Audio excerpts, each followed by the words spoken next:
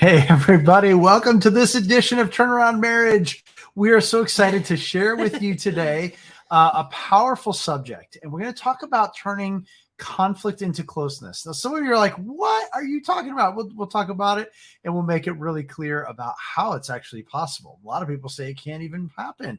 Why? Because it's been happening the opposite of that for a really long time. So if you're out there today and you're wrestled with conflict in your marriage, and whether that looks like fighting a lot or even just like stonewalling or distant from each other, like whatever that looks like, if conflict's been going on for a long time, this is exactly where you need to be. Yes. Hey, everybody, we're Scott and Rachel. And if you're checking us out on YouTube or Facebook, make sure you go ahead and hit that like or follow button or subscribe button. We want to make sure that you are here to get all of our transformational content. We are here to help Christian couples end cycles of conflict, negativity, and disconnection and reclaim love, passion, and playfulness. And we get to work with amazing clients who are committed to change. And here's the thing, like in the midst of marriage, conflict is inevitable. And if we have this lofty view that No, it isn't. I'm going to argue with you. Let's have some conflict about it. But if we have this lofty view that says, well, we just can never have conflict, or oh, I just hate conflict, so I'm just going to agree with her, or oh, I just can't stand conflict, so let's just sweep things under the rug, or, you know, well, if we have conflict, it means we weren't destined for each other and you're not actually my soulmate. And if we had these crazy lies that we believe for a long time about conflict, or why it's wrong, or how it's, you know, it means that we're not meant for each other, or it means God has left us, or it means you're the problem, whatever it is we've been telling ourselves, it can get us into such cycles of despair, of frustration, of anger, of volatility, where maybe there's been yelling and screaming in the house. Maybe the children have started hiding in their rooms. Maybe your pre-adolescent or adolescent is now locking himself in his room and just staying away from you because he's got his AirPods in. He doesn't want to hear the arguing anymore. And maybe it's left you feeling like such a failure. Maybe your heart has just been crying out to God, how can we get along? What happened to us? Maybe it's been a couple of decades. Maybe it's been a short time. You guys have just been married a couple of years, and now you guys are already in the midst of a lot of conflict. No matter where you're at, listen, we get it. We understand. Yeah, it's so true. And I would say, again, for many people out there too, that conflict doesn't have to look like fighting. It can look like I'm over here, she's over there, like two honorable people that know that like arguing, it doesn't feel good. It feels yucky, and you feel like you're not going to be a faithful Christian if you argued in any way. And so you just kind of do life, and you're kind of separate, and you're kind of trying to be nice. And then underneath it all is this building up this animosity, this frustration. And more than anything, it really is a disconnect. It's a lack of intimacy. It's a lack of connection. And you're smiling and you're nice, but you sure don't feel loved, and you sure don't feel close with your spouse. Either way, this conflict, we're getting to a place where it feels yucky, and the marriage is not what God designed it to be. And it doesn't feel good, and it isn't good. It isn't what it should ultimately be. It's certainly, if nothing else, not optimized the way God had intended it to be. And we experienced both of these types of conflict in our own marriage, didn't we? Whereas you are an honorable man, and yet the idea of conflict you were so averse to it that it was like, oh, I just don't want to deal with it. I don't want to go there. I don't want to fight with her. And so there was this huge gap. And we both felt incredibly lonely. Remember how lonely we both were. And underneath your loneliness was a lot of sadness, a lot of feelings of failure. And underneath my loneliness was a lot of anger and self-righteousness. And so what I would do is I knew how to push those buttons and get a rise out of him, because when he would emotionally disconnect because he didn't want to fight, he didn't quite know how to handle things with me. And I'm just like let's tackle it. And I can tend to be kind of, hit the gas and then, look where you're going. When we were in that kind of place, I knew exactly the buttons to push to get him to engage with me, because I was so sick and tired of the loneliness.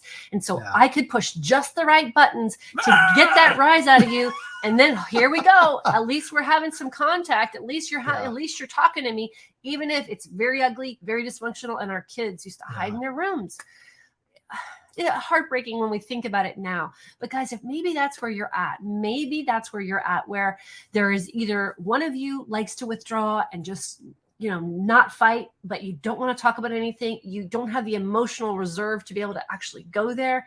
And maybe the other one is more of a provoker. Maybe you're more of the button pusher, and maybe you're the one who creates drama so that you can have some connection. Either way, this is not the way to do a God-honoring marriage, and there is a better way. Absolutely, there is. And it's like we've all watched those romantic movies, right? And in those movies, like totally realistic. Yeah, Hallmark is a dangerous time of year when the Hallmark movies are out, right, man? Oh yeah, it's dangerous, but there's always the conflict, right? And then what happens when they navigate it? They are closer. And most of us in some capacity have experienced that. Yeah. Whether that's in marriage or with our kids or other relationships, where it feels so much better when there is healing. So we're here to tell you, if you can navigate conflict in a proactive, positive way, it can actually bring you closer together. And we love helping our clients to do exactly that. We love being able to help people to see that it's possible. And that happened with a couple of our clients this week, where they shared with us that in their marriage, like she said to me, it's like, it feels like we climbed over this mountain. It's been years like this, and now we're soaring. And then they said, like, there was this argument that they had that morning, and in the past would have been just like diving into pits of despair and arguing on and on. And they told me they started laughing, and they were able to navigate and move forward and move forward into closeness. And I was like, when's the last time that happened? And they were laughing, and they said, oh, it's been a minute or two. Right. And so to think about, like, what is possible, imagine the superpower, the tool that could be possible when that comes up, because what Satan means for evil, he wants for every conflict to lead down a path of destruction. God means for good. And what if we could actually turn those situations around with God's help to grow and to find actual healing that's each time is going to propel you forward.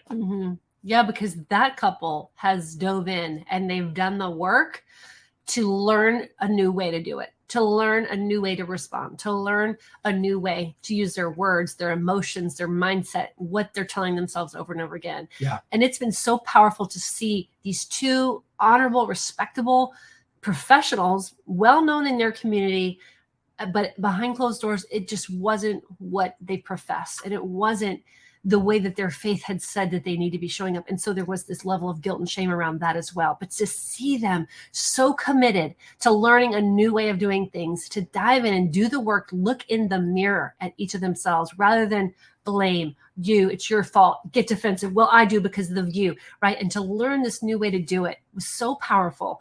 And guys, if they can do it, so can you. And so here's what we have for you guys. So January 9th, we're going to be hosting a one-time interactive live Never done workshop. It before.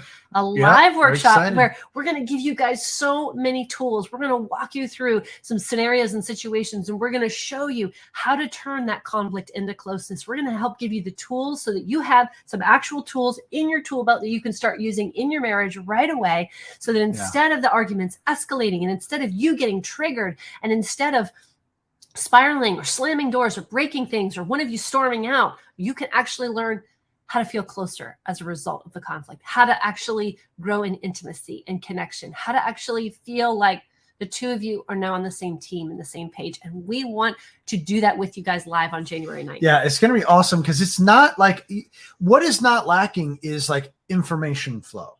Like it's going to take the give and take. That's why we call it a workshop. We're going to be interacting. We're going to have you be working on things as we're going through this together. And that's what's going to make this really powerful. That's why we're calling it a workshop. And to find more information about it, you can go to turnaroundmarriage.com/workshop.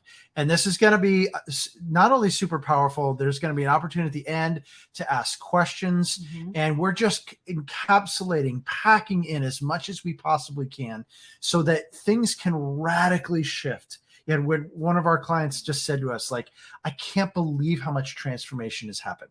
Like, imagine what could happen in a few hours of really working hard together to create transformation in the area of conflict and turning it into closeness. This is going to be amazing. So this is available to you till the end of the year for only $499. You can go to workshop, turnaroundmarriage.com/workshop. And if you use the code, it's actually posted right there, early bird, you'll get that $81 off. And then from January 1 to the event, it's going to be the full $580. Either way, it's going to be an investment in yourself, in your marriage, that you will never regret. You will only be able to take forward as these powerful tools.